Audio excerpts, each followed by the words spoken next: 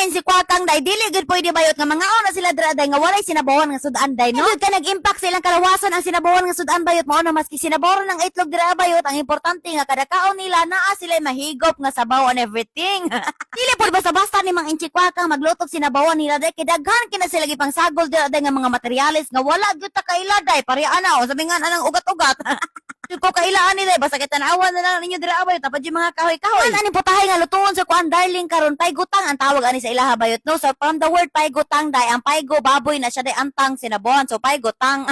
Human pabukal atong baboy day kay natanggal naman tong mga sibo-sibo day iyahan na din ang sugdan og timpla dira bayot ipamutang na niya tanan dira. Bahala usaon niyo pagtimpla dira bayot no gikan sa asin magic sarap paminta oyster sauce wine gibutang na to niya tanan day. Iyahan na pud tambot nga ani murag iti sa manok day no ingon ko sa iya dang ayan na lagi bot nga an murag iti kadi ko ganahan ana pit kante karon mao to nga wa niya gibot nganday white sugar to nga kristal ang gibot ang usiling nga oga. Mga duha po na niya ka oras gilatan ang karne baboy day no kauban tong radis day bakay para humog jud isang tanan ni kaon na mo day niya pag maluto na day ay hadin to niya butangan og sibuyas dahonan pang toppings. Ora to bayo to nang hinaot ko day nga nasabtan na ninyo day kung unsa ka importante ang sinabaw sa mga insikwakang day no everything is important sa ilaha day niya pindutang nag-araw day pinduta day pinduta.